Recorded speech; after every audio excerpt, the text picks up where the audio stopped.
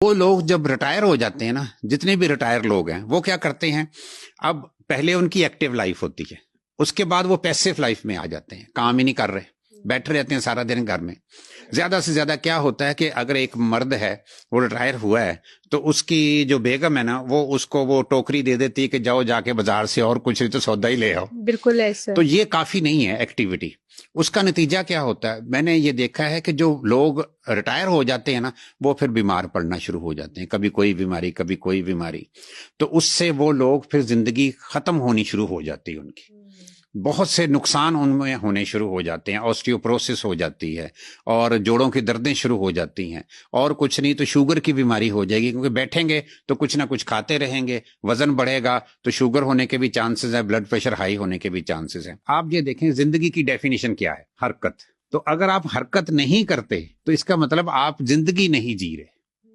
آپ ایک چیز غور کریں، ایک اور کوٹیشن ہے کہ بڑھاپا کب شروع ہوتا ہے، تو اس کا جواب یہ ہے کہ بڑھاپا اس دن شروع ہو جائے گا جس دن آپ حرکت کرنا بند کر دیں گے، چاہے آپ کی عمر 20 سال ہے، کیونکہ جب آپ نے حرکت کرنی بند کر دی تو آپ کی جو باڈی کی ایکٹیویٹی ہے، اندر کا میٹابولزم جو ہے، یہ سارا کچھ سلو ہو جائے گا، تو آپ کے اوپر بڑھاپا آ گیا.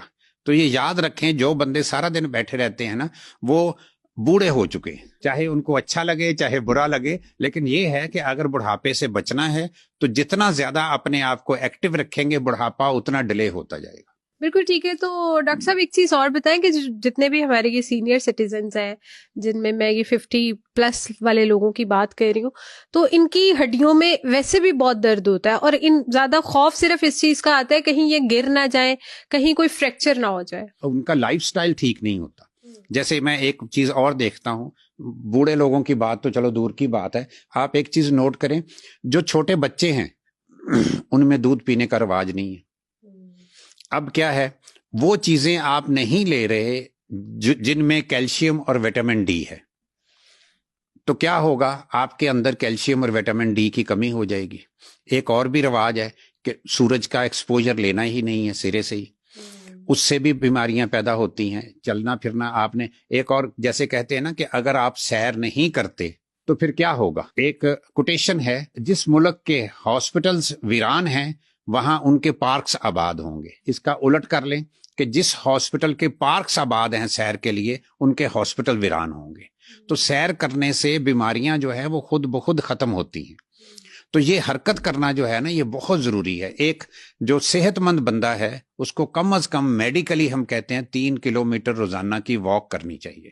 اب تو گھڑیاں بھی آ گئی ہیں، آپ اپنے گھڑی باندھ لیں ایک، وہ جو آپ کو سٹیپس بتاتی ہے، تو آپ کو پتہ چل جائے گا جی کہ میں نے 3 کلومیٹر کے قریب واک کی ہے کہ نہیں کی. چاہے آپ اپنے آفس میں کریں چاہے آپ باہر کریں، جس جگہ مرضی کریں، لیکن آپ کو ہر وقت حرکت میں رہنا ہوگا. ایک بہت امیر آدمی تھے، انہوں نے کہا جی کہ میں بہت سخت بیمار ہو گیا ہوں، میرا جگر بھی صحیح کام نہیں کر رہا، تو مجھے کوئی ایڈوائز کرے، میں زیادہ سے زیادہ زندہ رہنا چاہتا ہوں. تو اس کو ڈاکٹرز کا ایک پورا بورڈ تھا، انہوں نے کہا جی کہ یہ اگر آپ زیادہ سے زیادہ زندہ رہنا چاہتے ہیں تو حرکت کریں، ملازموں سے کام لینا بند کر دیں. اس وقت میں آپ کو ایک چیز بتاؤں، دنیا میں سب سے زیادہ بڑی عمر کے لوگ جو ہیں نا، جاپان کے پاس ایک جزیرہ ہے اوکیناوا. اس جزیرے کی کیا خوبی ہے کہ اس جزیرے کے باہر لکھا ہوا ہے کہ اس جزیرے میں 100 سال سے چھوٹی عمر کے لوگوں کا داخلہ منع ہے. اچھا. اس میں سارے کے سارے 100 سال سے بڑی عمر کے ہیں. آپ اگر وہاں جاتی ہیں، کوئی ایسا شخص جاتا ہے جس کی عمر 50 سال ہے، تو وہ وہاں کہتا ہے جی مجھے یہاں کرائے کے لیے ایک کمرہ دے دو، تو وہ کہتے جی آپ 50 سال بعد آئیے گا، ابھی آپ ایلیجیبل نہیں ہیں. باہر وہ اس جزیرے کو آئی لینڈ آف امورٹلز بھی کہا جاتا ہے، کہ لافانی لوگوں کا جزیرہ. باہر یہ بھی لکھا ہوا ہے کہ 100 سال سے کم یہاں پہ موت کا داخلہ بھی منع ہے. کیوں؟ کہ وہاں 100 سال سے کم کے لوگ نہیں ہیں. اب ان میں کیا چیز دیکھی گئی ہے، وہ کہتے جی ہمارے ملازم ہی نہیں ہیں، ہم ملازم خود کام کرتے ہیں. تو یہ خود حرکت کرنا بڑا ضروری ہے. پھر یہ ہے کہ ایک اور چیز ان میں بڑی زبردست ہے، ہم لوگ تو یہاں چھوٹی چھوٹی باتوں پہ پریشان ہوتے ہیں نا، وہ کہتے ہیں چھوٹی باتوں پہ پریشان کیوں ہونا ہے، دوسروں کی باتوں کو مائنڈ کیوں کرنا ہے، ہم مائنڈ بہت کرتے ہیں. وہ کہتے ہیں جی آپ اگر مائنڈ ہم نے کس چیز کو کرنا ہوتا ہے، دوسرے کی غلط بات کو، تو وہ کہتے ہیں جی کہ غلط بات تو مسٹیک کس کی ہے، دوسرے بندے کی، تو اس کو شرمندہ ہونا چاہیے جس نے غلط بات کی ہے، آپ کیوں مائنڈ کرتے ہیں. تو اس میں ایک بڑی شاندار میں نے ایک وہاں کے بندے سے بات کی تھی، تو اس نے کہا جی میں آپ کو مہاتما بدھ کا ایک واقعہ سناتا ہوں۔ میں نے کہا جی سنائیں۔ انہوں نے کہا جی مہاتما بدھ بیٹھے تھے تو ایک ان کو ناپسند کرنے والا شخص آیا اور ان کو گالیاں دینے لگ گیا۔ یہ چپ چاپ بیٹھے سنتے رہے، اس کے بعد اس کا گالیوں کا سٹاک ختم ہو گیا۔ تو جب وہ چپ کیا تو پھر انہوں نے اس کو بلایا اور کہا جی کہ دیکھو میں تم سے صرف ایک بات پوچھوں گا کہ میں تمہیں کوئی اگر چیز دوں اور تم نہ لو تو وہ کس کی ہوئی؟ اس نے کہا جی آپ کی ہوئی، جب میں نے لی ہی نہیں۔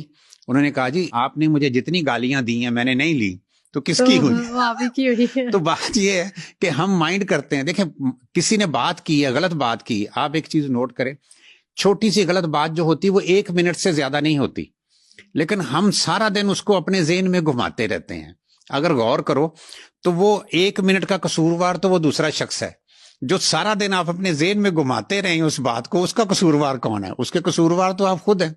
فار ایگزامپل ایک بندہ آفس جا رہا ہے، آفس جاتے ہوئے اس کی وائف نے اس کو کوئی کام کہہ دیا، تو وہ 1 منٹ کی بات ہے، چاہے وہ غلط تھی چاہے صحیح تھی، لیکن ہوا کیا؟ آپ سارا دن آفس میں بھی بیٹھے، دیکھو جی وائف کو احساس نہیں ہے، نکلتے وقت وہ ایسی کوئی بات کر دیتی ہے، ڈیمانڈ کر دیتی ہے، تو وہ اس کو آپ نے مائنڈ کیا، سارا دن اپنے سر میں گھمائے رکھا۔ تو یہ اس طرح جو ہم چھوٹی چھوٹی باتوں کو مائنڈ کرتے ہیں، اگر ہم اس کو دوسری سینس سے سوچ لیں کہ جی میری وائف ہے، اگر اس نے مجھے کام نہیں کہنا تو پھر کس کو کہنا ہے، تو اس سے آپ کا ذہن ایزی ہو جاتا ہے، تو آپ کو وہ اریٹیشن بھی نہیں ہوگی، سٹریس بھی نہیں ہوگی، بالکل آپ ٹھیک ہو جائیں گے۔ صرف سوچنے کا انداز جو ہے نا، یہ بھی بہت بڑی بیماریاں پیدا کرتا ہے۔